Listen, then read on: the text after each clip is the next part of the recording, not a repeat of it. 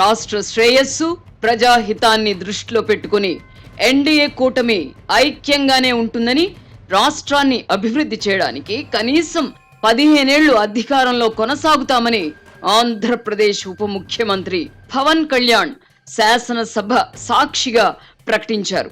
దగా పడ్డ ప్రజల కోసం తాము కూటమిగా ఏర్పడ్డామని ముఖ్యమంత్రి చంద్రబాబు కూడా చెప్పారు.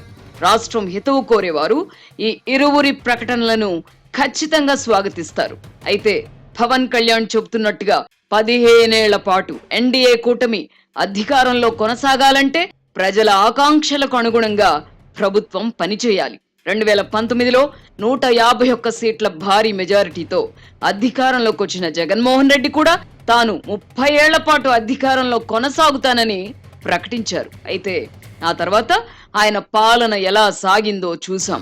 2024 ఎన్నికల్లో ఆయనను 11 సీట్లకు మాత్రమే పరిమితం చేస్తూ 164 సీట్ల అతి భారీ మెజారిటీతో చంద్రబాబు నేతృత్వంలోని ఎన్డీఏ కూటమికి ప్రజలు అధికారం కట్టబెట్టారు. తాము సుదీర్ఘకాలం అధికారంలో కొనసాగాలని నాయకులు సహజంగానే కోరుకుంటారు. అయితే ఎవరిని ఎంతకాలం అధికారంలో కూర్చోబెట్టాలో నిర్ణయించేది మాత్రం ప్రజలే. ఈ వాస్తవాన్ని కూటమి నాయకులు కూడా గుర్తించాలి. 151 సీట్లతో అధికారంలోకి వచ్చిన జగన్మోహన్ రెడ్డి 5 ఏళ్లు తిరిగేసరికి 11 సీట్లకే ఎందుకు పరిమితం కావాల్సి వచ్చిందో గుర్తించి అవే తప్పులు చేయకుండా ప్రజల ఆకాంక్షలకు అనుగుణంగా పనిచేస్తే కూటమి ప్రభుత్వం 15 ఏళ్ల పాటు అధికారంలో కొనసాగవచ్చు కూడా. అలా కాకుండా జగన్మోహన్ రెడ్డి పాలన తరహాలోనే కూటమి ఎమ్మెల్యేలు, మంత్రులు వ్యవహరిస్తే 5 ఏళ్లు గడిచేసరికి మోటా ముల్లే సర్దుకోవాల్సి రావచ్చు కూడా. అదే జరిగితే చంద్రబాబు, పవన్ కళ్యాణ్ కూడా బాధ్యత వహించాల్సి ఉంటుంది. తాము పద్ధతిగా ఉండడమే కాకుండా తమ పార్టీల ఎమ్మెల్యేలు కూడా పద్ధతిగా ఉండేలా జాగ్రత్తలు తీసుకోవాల్సిన బాధ్యత ఈ ఇరువురు నాయకులపై ఉంది.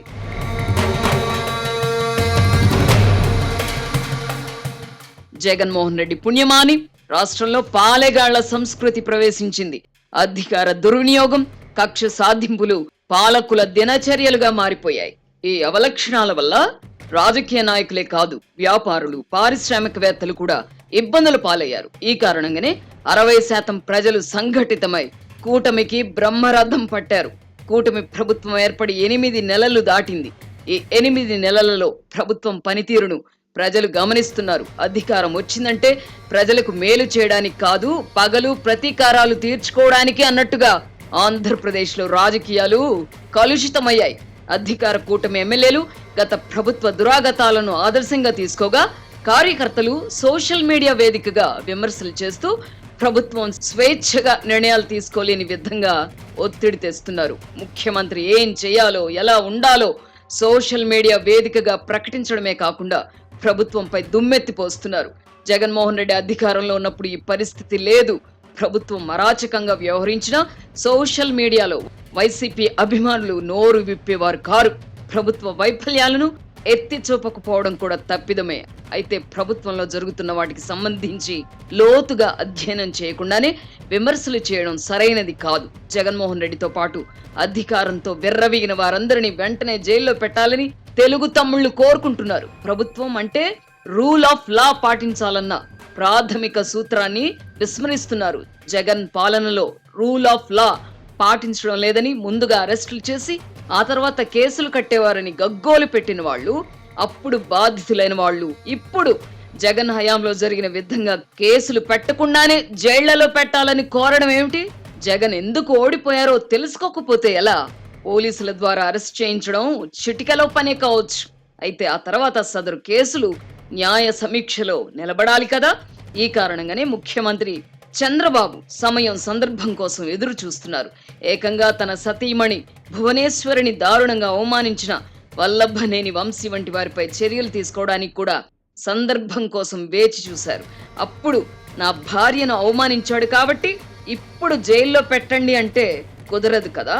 అందుకే కొంచెం ఆలస్యమైన వల్లభనేని వంశీ ప్రస్తుతం జైలుకే పరిమితమయ్యారు.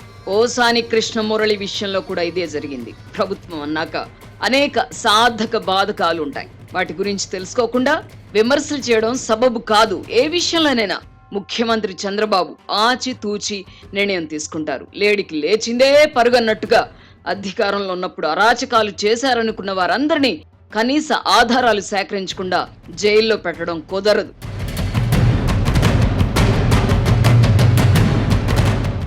ఏపీ సైబర్ నెట్ సంస్థ చైర్మన్ జీవీ రెడ్డికి, ఆ సంస్థ ఎండి దినేష్ కి ఏర్పడిన వివాదం పైన కూడా సోషల్ మీడియా వేదికగా తెలుగు తమ్ముళ్లు ముఖ్యమంత్రిపై దుమ్మెత్తిపోశారు. జీవీ రెడ్డి విద్యావంతుడు, మంచివాడే, కానీ కించిత్ ఆవేశపరుడు. ప్రతిపక్షంలో ఉన్నప్పుడు ఎలా ఉన్నా చెల్లుబాటు అవుతుంది, అధికారంలోకి వచ్చాకే అందరినీ కలుపుకు వెళ్ళాలి. సైబర్ నెట్ ఎండి దినేష్ వైశ్య సామాజిక వర్గానికి చెందినవారు. ఆంధ్రప్రదేశ్ రాజకీయాలలో కులాలకు ఎంత ప్రాధాన్యత ఉందో అందరికీ తెలిసిందే. ఈ కారణంగానే జీవీ రెడ్డికి ఆవేశపడకుండా సర్దుకుపోవలసిందిగా పార్టీ నాయకత్వం సూచించింది. అయితే ముక్కుసూటిగా వ్యవహరించే జీవీ రెడ్డికి ఇది రుచించినట్లేదు. దీంతో ఆయన చైర్మన్ పదవికి రాజీనామా చేయడంతో పాటు తెలుగుదేశం పార్టీకి కూడా రాజీనామా చేశారు.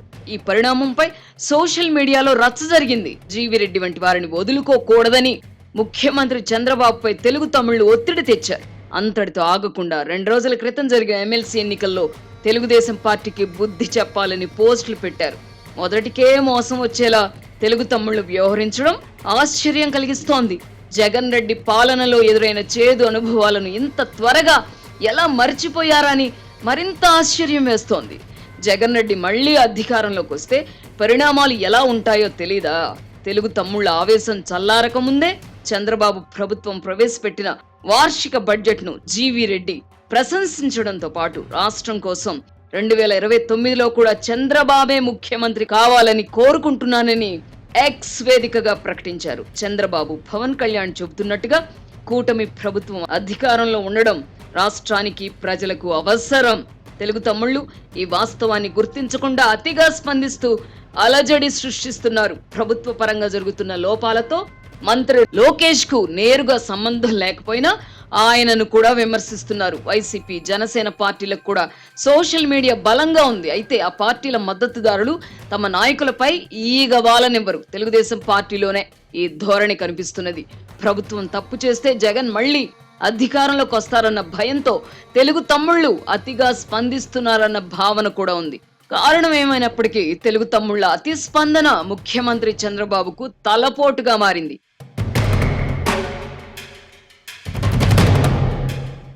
ఒకవైపు ప్రతిపక్షమైన వైసీపీ దుష్ప్రచారాన్ని ఎదుర్కొంటూ మరోవైపు సొంత పార్టీ కార్యకర్తల నుంచి కూడా విమర్శలు ఎదుర్కోవాల్సి రావడం చంద్రబాబుకి ఇబ్బందిగా మారిందని చెబుతున్నారు.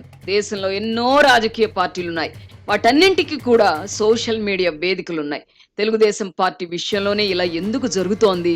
మిగతా పార్టీల కోసం పనిచేస్తున్న సోషల్ మీడియా వర్కర్లు తమ పార్టీలపై ఈగను కూడా వాలనివ్వకుండా ఎందుకు కాపాడుకుంటున్నారు? పొరపాట్లను ఎత్తి చూపడం వేరు, ప్రభుత్వాన్ని దోషిగా నిలబెట్టడం వేరు.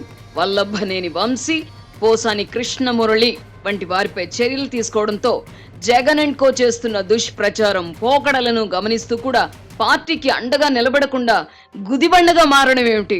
ప్రభుత్వాన్ని దోషిగా నిలబెట్టే ప్రయత్నం చేస్తున్న వారంతా నిజంగా తెలుగు తమ్ముళ్లేనా, లేక వారి ముసుగులో వైసీపీ సోషల్ మీడియా కార్యకర్తలు ప్రచారం చేస్తున్నారా అన్న సందేహం కూడా కలుగుతోంది. స్వల్ప విషయాలకు కూడా ముఖ్యమంత్రి చంద్రబాబు అతిగా స్పందిస్తారన్న అపవాదుంది. ఈ నేపథ్యంలో తెలుగు తమ్ముళ్లు సోషల్ మీడియా వేదికగా అతిగా స్పందిస్తే దాని ప్రభావం ప్రభుత్వ నిర్ణయాలపై పడే ప్రమాదం లేకపోలేదు. అదే జరిగితే తెలుగుదేశం పార్టీకే కాదు, రాష్ట్రానికి కూడా కీడు చేసిన వాళ్ళు అవుతారు.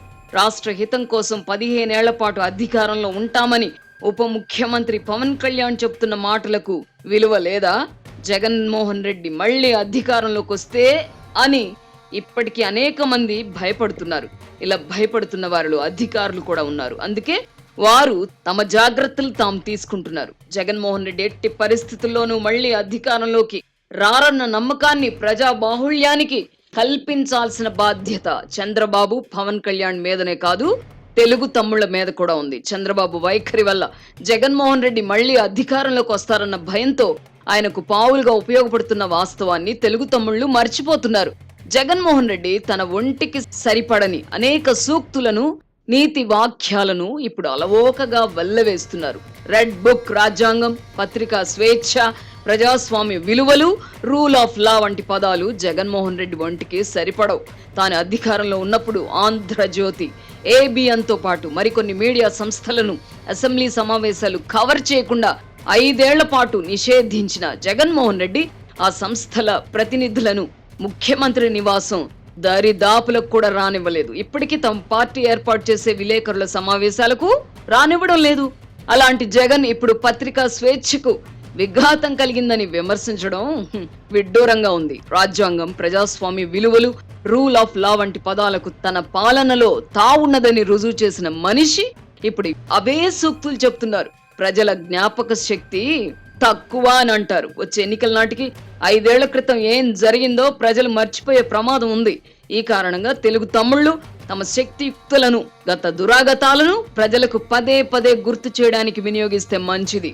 రాష్ట్రం మేలు కోసం తాము ఐక్యంగానే ఉంటామని చెబుతున్న పవన్ కళ్యాణ్ క్షేత్రస్థాయిలో కార్యకర్తల మధ్య కూడా సఖ్యత ఏర్పడేలా చర్యలు తీసుకుంటే మంచిది. అదే సమయంలో కూటమి భాగస్వామ్య పక్షాలు తమ పార్టీ శాసన సభ్యులు కట్టు తప్పకుండా జాగ్రత్తలు తీసుకోవాలి. ఈ దిశగా కృషి చేస్తే జగన్మోహన్ రెడ్డి అనే రాజకీయ భూతాన్ని ప్రజలే అధికారానికి దూరంగా కూర్చోబెడతారు.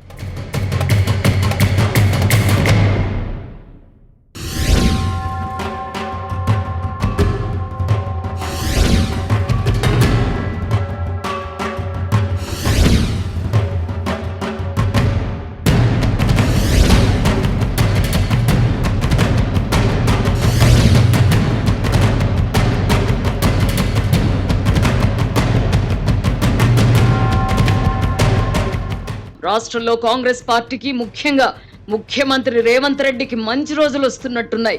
కాంగ్రెస్ పార్టీ రాష్ట్ర వ్యవహారాల ఇన్ఛార్జిగా మీనాక్షి నటరాజన్ను పార్టీ అధిష్టానం నియమించడమే ఎందుకు నిదర్శనం. గతంలో కాంగ్రెస్ వ్యవహారాల ఇన్ఛార్జ్ ఎలా వ్యవహరించారో చూసాం. పార్టీ అధికారంలో ఉన్నప్పుడు ఇన్ఛార్జీలుగా వ్యవహరించిన వారు పార్టీ శ్రేయస్సును పట్టించుకోకుండా స్వప్రయోజనాలనే చూసుకున్నారు. నిన్నటి వరకు ఇన్ఛార్జిగా ఉన్న దీపాదాస్ మున్షి కూడా ఇందుకు భిన్నం కాదు. తమను సంతృప్తి పరచిన వారికి అనుకూలంగా అధిష్టానానికి నివేదికలు పంపేవారు. రాజశేఖర్ రెడ్డి ముఖ్యమంత్రిగా ఉన్నప్పుడు ఇన్ఛార్జిగా ఉండిన గులాం నబీ ఆజాద్ కు భారీగా ముడుపులు అందేవన్నది బహిరంగ రహస్యం.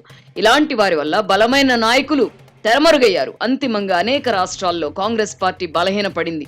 ఇంతకాలానికి కాంగ్రెస్ అధిష్టానం అసలు సిసలైన గాంధేయవాదాన్ని నమ్ముకొని ఆచరిస్తున్న మీనాక్షి నటరాజన్ను తెలంగాణ ఇన్ఛార్జిగా నియమించింది. కాంగ్రెస్ పార్టీలో ఇప్పటికీ కూడా మీనాక్షి వంటి వారు ఉన్నారని నిన్నటి వరకు మనకు తెలియదు. ఆమె గురించి మీడియాలో వచ్చిన కథనాలు ఆశ్చర్యం కలిగించాయి. చోటా మోటా నాయకులు కూడా రైలు ప్రయాణాలను మర్చిపోయిన ఈ రోజుల్లో రాష్ట్ర ఇన్ఛార్జిగా నియమితురాలైన తర్వాత తొలిసారిగా ఢిల్లీ నుంచి హైదరాబాద్ వచ్చిన మీనాక్షి రైలులో ప్రయాణించి అందరినీ ఆశ్చర్యపరిచారు. 5 స్టార్ హోటళ్లలో మాత్రమే బస చేయడం తెలిసిన గత ఇన్ఛార్జ్లకు భిన్నంగా ఆమె ప్రభుత్వ అతిథి గృహంలో రోజుకు 50 రూపాయలు చెల్లించి బస చేస్తున్నారు. సన్మానాలు, బొకేలు, ఫ్లెక్సీల సంస్కృతి కూడా తన ఒంటికి పడదని ఆమె రాష్ట్ర నాయకుల ముఖం మీద చెప్పారు. దీంతో శుక్రవారం నాడు గాంధీ భవన్ లో పార్టీ విస్తృత స్థాయి సమావేశం జరిగిన హడావుడి, ఆర్భాటం కనిపించలేదు. ఈ నేపథ్యంలో గాడి తప్పుతున్న కాంగ్రెస్ పార్టీని మీనాక్షి గాడిలో పెట్టగలరన్న నమ్మకం కలుగుతోంది. పార్టీకి ఉపయోగపడేవారు ఎవరు, పార్టీని ఉపయోగించుకునేవారెవరు అన్నది అనతి కాలంలోనే ఆమె గుర్తించగలరని ఆశించవచ్చు. నిరాడంబరంగా ఉండడమే కాకుండా పార్టీ శ్రేయస్సు మాత్రమే మీనాక్షికి ముఖ్యమని స్పష్టమవుతున్నందున క్షేత్రస్థాయిలో వాస్తవ పరిస్థితులను ప్రతిబింబిస్తూ ఆమె అధిష్టానానికి నివేదికలు పంపుతారని నమ్మవచ్చు.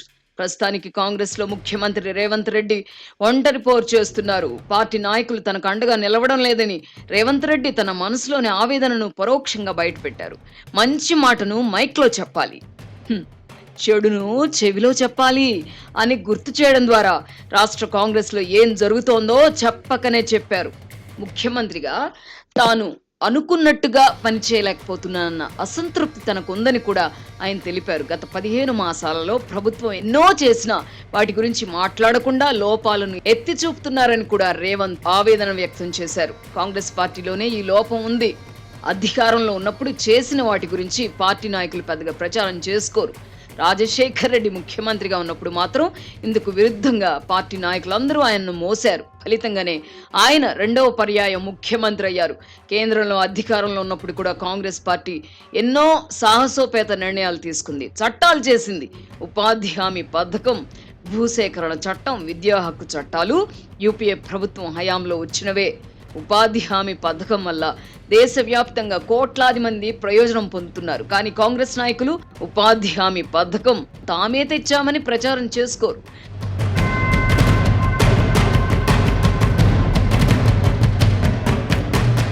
ముఖ్యమంత్రి రేవంత్ రెడ్డి శుక్రవారం నాడు గాంధీ భవన్లో జరిగిన పార్టీ విస్తృత స్థాయి సమావేశంలో తన ప్రభుత్వం తీసుకున్న నిర్ణయాలను ఏకరువు పెట్టారు. అవన్నీ వింటున్నప్పుడు నిజంగా ఇన్ని నిర్ణయాలు తీసుకున్నారా అని ఆశ్చర్యం వేసింది. అయినా అనుభవం లేనందున ముఖ్యమంత్రిగా రేవంత్ రెడ్డి విఫలమవుతున్నారన్న ప్రచారమే పెరిగింది. ఈ ప్రచారమే అంతిమంగా కాంగ్రెస్ పార్టీకి కీడు చేస్తుంది.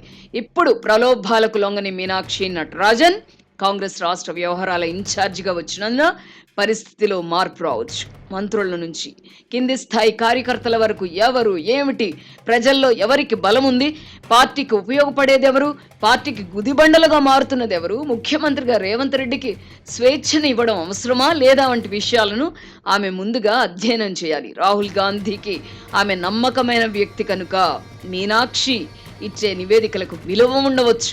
పనిలో పనిగా ప్రభుత్వంపై ప్రజాభిప్రాయం తెలుసుకోవడానికి నూతన ఇన్ఛార్జ్ ప్రయత్నించాలి. నిష్పాక్షికంగా ముఖ్యమంత్రి రేవంత్ రెడ్డికి మార్గదర్శనం చేస్తే పార్టీ పరిస్థితి మెరుగుపడవచ్చు. మంత్రులపై ముఖ్యమంత్రి రేవంత్ రెడ్డికి పట్టు లేదన్న అభిప్రాయం విస్తృతంగా ఉంది. ఈ అభిప్రాయాన్ని పోగొట్టడానికై ఆమె కృషి చేయాలి.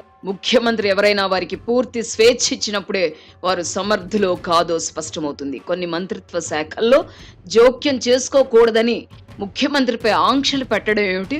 కాంగ్రెస్ అధిష్టానం చేసిన అతి పెద్ద తప్పు ఇది. ప్రజల్లో, పార్టీ శాసన సభ్యుల్లో ఎవరికి పరపతి ఉంది, ఎవరిని ఎంతవరకు ప్రోత్సహించాలి అనే విషయమై మీనాక్షి నటరాజన్ అవగాహన ఏర్పరచుకోవాలి. ముఖ్యమంత్రి రేవంత్ రెడ్డి శుక్రవారం నాడు తన మనసులోని ఆవేదనను బయట పెట్టుకున్నారు. నిజానికి గత కొంతకాలంగా రేవంత్ రెడ్డి సంతోషంగా లేరు. కాళ్ళు చేతులు కట్టేసి ఈదమన్నట్టుగా తన పరిస్థితి ఉందని ఆయన కొంతమంది వద్ద ఆవేదన కూడా వ్యక్తం చేశారు. ప్రభుత్వాన్ని నడపడమే కాదు, ప్రభుత్వాన్ని కాపాడుకోవాల్సిన బాధ్యత కూడా ముఖ్యమంత్రిగా రేవంత్ రెడ్డిపై ఉంటుంది. ఇందుకోసం ఆయనకు తగినంత స్వేచ్ఛ ఇచ్చి చూడాలి. మీనాక్షి నటరాజన్ కార్యకర్త స్థాయి నుంచి వచ్చినందున క్షేత్రస్థాయి పర్యటనలు జరిపి ప్రజాభిప్రాయంతో పాటు కార్యకర్తల అభిప్రాయాలు తెలుసుకునే కార్యక్రమానికి వెంటనే శ్రీకారం చుట్టాలి. మీనాక్షి మార్గదర్శకంలో రాష్ట్ర కాంగ్రెస్ కు కాయకల్ప చికిత్స వెంటనే ప్రారంభమవ్వాలి. ఈ ఏడాది చివరి నాటికి ప్రభుత్వ ప్రతిష్టను ఇనుమడింపజేయడానికి కృషి జరగని పక్షంలో ప్రతిపక్షాలు బలపడతాయి. రేవంత్ రెడ్డి అరమరికలు లేకుండా మీనాక్షి నటరాజన్తో చర్చలు జరపాలి. ప్రభుత్వాన్ని మరింతగా సమర్థవంతంగా నడుపుతూ ప్రజల మన్ననలు చూరగొనడానికి తన వద్ద ఉన్న ప్రణాళికలను ఆమెకు వివరించి ఆ క్రమంలో తనకి ఏ మేరకు స్వేచ్ఛ అవసరమో చెప్పుకోవాలి. కాంగ్రెస్ అధిష్టానం వద్ద ఆమెకు పరపతి, విశ్వసనీయత ఉన్నందున ముఖ్యమంత్రికి ఆమె అండగా నిలబడవచ్చు. అదే జరిగితే ఇటు రేవంత్ రెడ్డికి అటు కాంగ్రెస్ పార్టీకి మంచి రోజులు వస్తాయి. ఏదేమైనా కాంగ్రెస్ పార్టీకి చెందిన ఒక నాయకురాలి గురించి 4 మంచి మాటలు చెప్పుకునే అవకాశం ఇంతకాలానికి లభించింది. ఇందుకు పార్టీ అధిష్టానాన్ని అభినందించాల్సిందే.